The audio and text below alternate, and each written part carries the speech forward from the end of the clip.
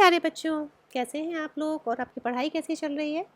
बच्चों, अगर आपने हिंदी ओलंपियाड में पार्टिसिपेट किया है तो I am here with Hindi olympiad sample paper for class 6। Okay, तो अगर आपको सैम्पल पेपर अच्छा लगता है या आपको मेरी वीडियो पसंद आती है तो प्लीज़ मेरे चैनल को सब्सक्राइब ज़रूर करिएगा। तो चलिए बिना टाइम वेस्ट किए हम स्टार्ट करते हैं। क्वेश्चन नंबर फर्स्ट है, भाषा के शुद्ध रूप के लिए किसे स्वीकार किया गया है। तो बच्चों, भाषा के शुद्ध रूप के लिए मानक को स्वीकार किया गया है, ये तो आप ऑब्वियसली जानते ही होंगे। नेक्स्ट है, राजभाषा लिखकर व बोलकर हम करते हैं। जो हम राजभाषा लिखते हैं या बोलते हैं तो उसमें हम भावों और विचारों दोनों की अभिव्यक्ति करते हैं, यानी कि हमारे विचार भी प्रकट होते हैं और हमारे भाव भी प्रकट होते हैं। नेक्स्ट है, शब्द में प्रयुक्त वर्णों का एक निश्चित क्रम कहलाता है। बच्चों, जो शब्द होते हैं ना उसमें जो वर्ण होते हैं, वर्णों का निश्चित क्रम को हम वर्तनी भी कहते हैं। ठीक है, तो वो निश्चित क्रम कहलाता है हमारा वर्तनी। फिर नेक्स्ट है आपका, स्पर्श व्यंजनों की संख्या कितनी है।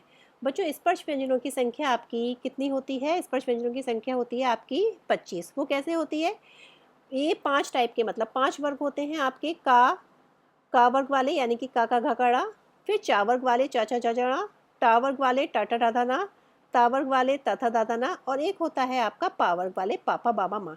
यानी कि आपके 5 वर्ग हो गए। 5 वर्गों में व्यंजन 5-5 होते हैं, तो यानी कि ये कितना हो जाएगा आपका 25। ठीक है। फिर है, का वर्ग का उच्चारण स्थान क्या है। का, हम जो का बोल रहे हैं वो कैसे कैसे निकल रहा है बच्चों, कंठ से का, तो ये किससे हो जाएगा बच्चों, ये कंठ। ओके। फिर नेक्स्ट है आपका, स्वर संधि के कितने भेद होते हैं। तो आप लोगों ने अगर संधि पढ़ी है तो आप बता सकते हैं, और अगर आपने संधि नहीं पढ़ी है तो पढ़ लीजिएगा। स्वर संधि के बच्चों 5 भेद होते हैं।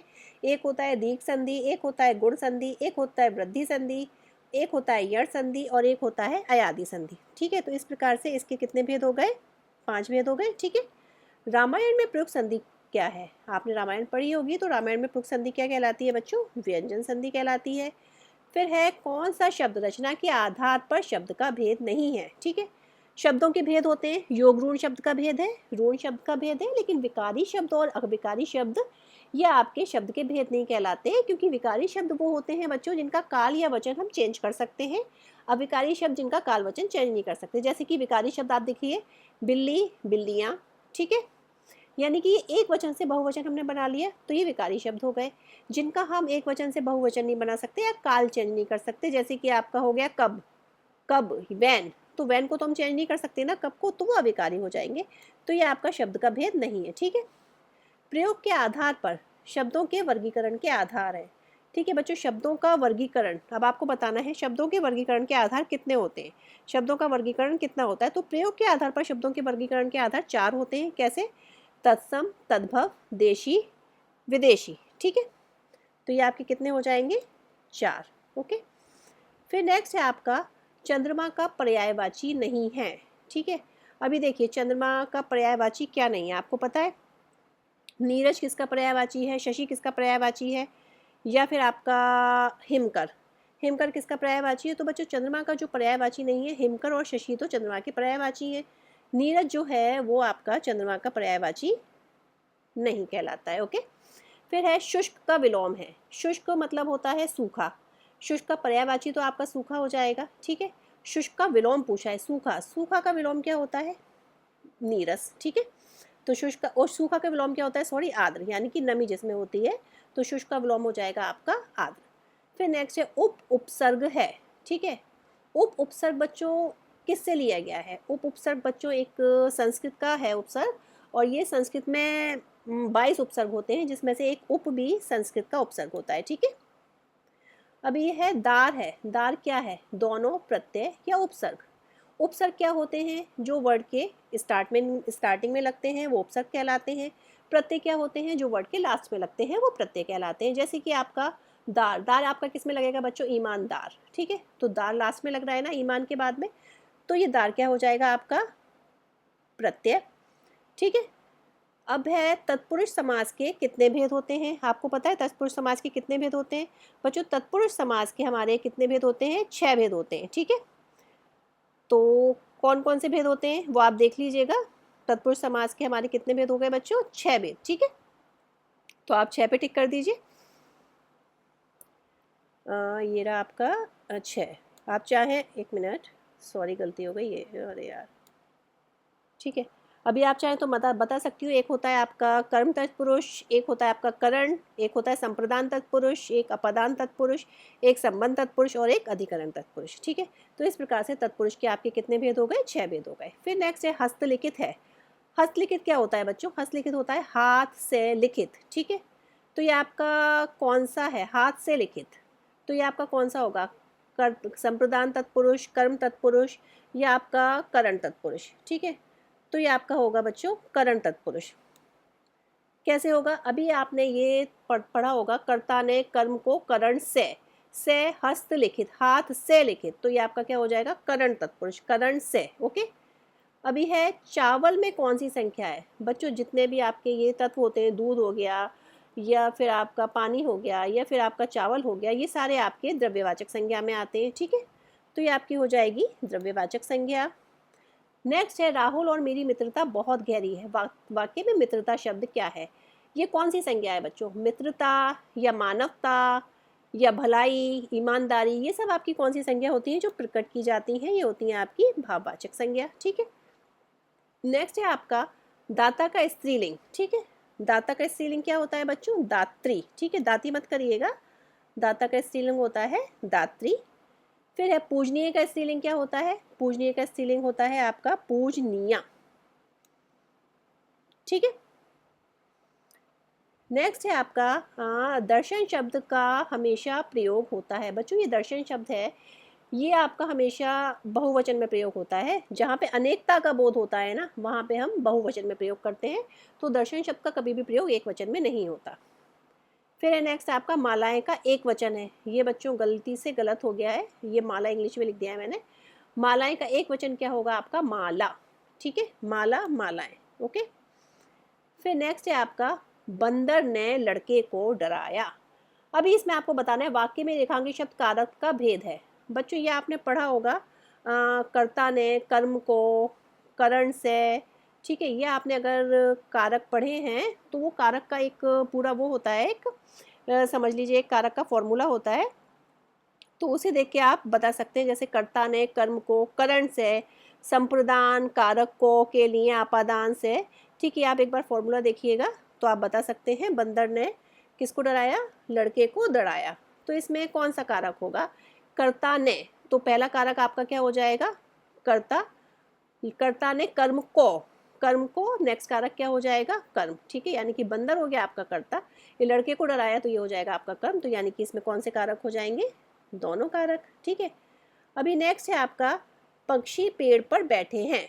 ठीक है, तो ये वाला आपका कारक होगा। वाक्य में रेखांकित शब्द कारक का भेद है, ये वाला बच्चों आपका कारक होगा अधिकरण। ठीक है, जब भी पर की बात आती है इसके ऊपर, ठीक है, तो वो आपका कारक होता है अधिकरण। ठीक है, फिर नेक्स्ट है आपका उन्हें यहाँ पर भेज दो। इसमें सर्वनाम कौन सा है? ये बच्चों आपका ये सर्वनाम होगा अन्य पुरुषवाचक। जब भी हम किसी और की बात करें, उसे, उनको, उन्होंने, उनका। ठीक है, और जब मैं की बात करें मैं, मेरा। ठीक है, तुम की बात करें तुम, तुम्हारा, तो ये मध्यम होता है। मैं, मेरा, वो उत्तम होता है। और अन्य की बात करें यानी कि उसका, उन्होंने, उनको, वो सारे आपके किस में आ जाते हैं बच्चों? अन्य पुरुषवाचक में। ठीक है, फिर नेक्स्ट है आपका जो जैसा करेगा वो वैसा भरेगा। इसमें रेखांकित शब्द का सर्वनाम किसका भेद है ये बच्चों? जो जैसा करेगा वो वैसा भरेगा। आप देखिए इस सेंटेंस को पढ़ के क्या पता लग रहा है? जैसे इन दोनों में संबंध बताया जा रहा है, जो जैसा करेगा वो वैसा भरेगा। तो ये आपका कौन सा हो जाएगा? संबंधवाचक। ठीक है, फिर नेक्स्ट है आपका विशेषण के कितने भेद होते हैं बच्चों? बताइए, विशेषण के कितने भेद होते हैं? विशेषण के होते हैं 4 भेद। कौन कौन से? गुणवाचक, संख्यावाचक, परिमाणवाचक और संकेतवाचक। ठीक है, तो ये विशेषण के 4 भेद हो गए।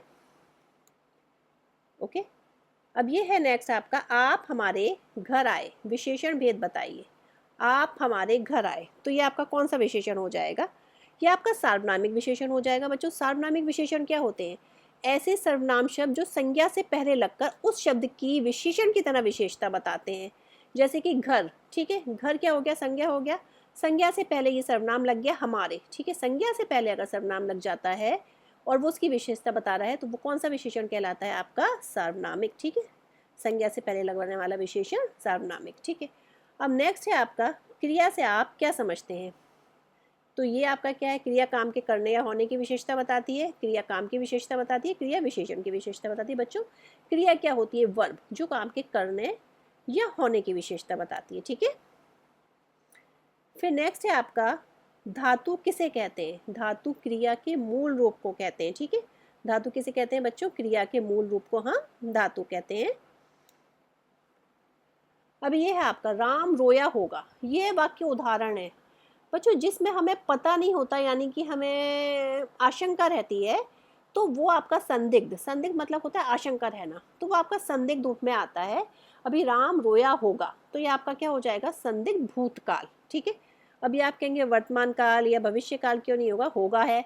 तो बच्चों ये होगा इसलिए नहीं होगा, ये आपका जैसे आपका हो गया, ये परफेक्ट टेंस हो गया आपका, अगर आपने टेंस पढ़े हुए हैं, जैसे वह खाना खा चुका होगा, राम रोया होगा, तो ये आपका भूतकाल में आ जाएगा, संदिग्ध भूतकाल। ठीक है, अभी नेक्स्ट है आपका भूतकाल के कितने भेद होते हैं बच्चों, तो ये भी आप देखिएगा, भूतकाल के बच्चों 6 भेद होते हैं। सामान्य भूतकाल, एक आसन भूतकाल, एक पूर्ण भूतकाल, अपूर्ण भूतकाल, संदिग्ध भूतकाल, और एक है तुम मधु ऐसी कुछ है वो भूतकाल। ठीक है, तो इस तरीके से इसके कितने भेद हो गए, भूतकाल के 6 भेद हो गए। ठीक है, नेक्स्ट है आपका कर्तवाच्य वाक्य कौन होते हैं, कौन सा है, जैसे कि जिसमें बच्चों आपका कर्ता दिखाया जा रहा हो, कर्ता ने, जैसे सुमन स्वेटर बुनती है, तो इसमें सुमन क्या हो गई, कर्ता, कर्ता यानी कि सब्जेक्ट हो गया। ठीक है, मरीज से, मरीज से क्यों नहीं होगा, अगर आपने वो पढ़े हैं कारक, कर्ता ने कर्म को करण से, मरीज आपका करण हो गया। ठीक है, तो सुमन स्वेटर बुनती है, सुमन इज द सब्जेक्ट, कर्ता, तो सुमन स्वेटर बुनती है, तो ये आपका हो गया कर्तवाच्य कार्य। फिर नेक्स्ट है आपको कश्मीर को धरती का स्वर्ग कहते हैं, वाक्य में कर्मवाच्य होगा। कर्मवाच्य बच्चों मतलब जैसे कि आपका कर्म, जैसे ये हो जाएगा आपका कश्मीर को धरती का स्वर्ग कहा जाता है, ये भी कह सकते हैं ना ऐसे, तो ये आपका कर्मवाच्य हो जाएगा।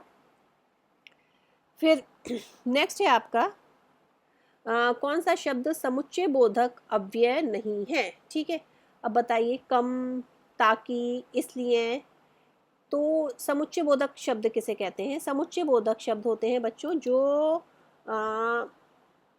दो सेंटेंस को मिला दें। ठीक है, जैसे कि आपका मैं बताती हूँ, कोई एग्जांपल मैं लेती हूँ आपके,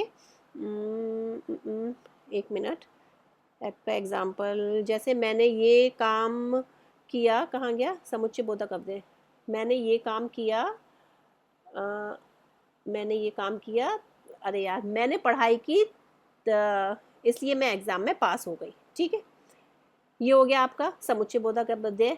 मैंने पानी पिया ताकि मेरी प्यास बुझ सके। ठीक है, ये हो गया आपका समुच्चय बोधक अव्यय।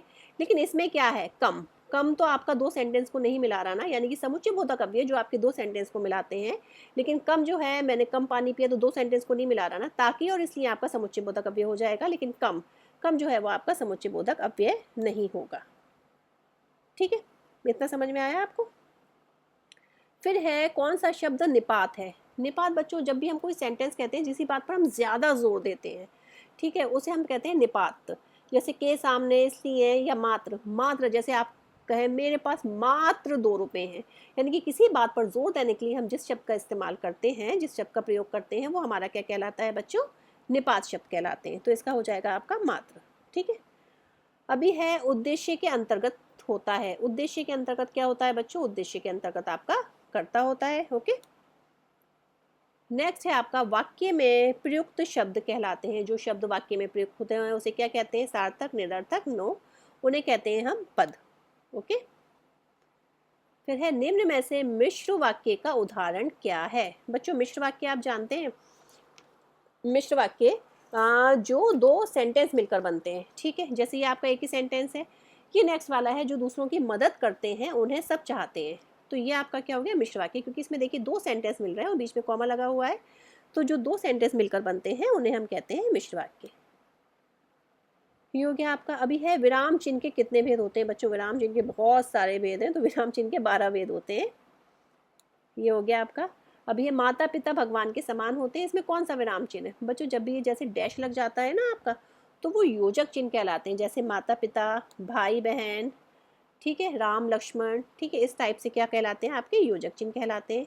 फिर नेक्स्ट है मोहित ने बहुत मेहनत करके डॉक्टर बनने का सपना पूरा किया। ठीक है, तो इसमें सही मुहावरा क्या होगा? सही मुहावरा होगा बहुत मेहनत की। बहुत मेहनत का मतलब होता है एड़ी चोटी का जोर लगाना, ठीक है।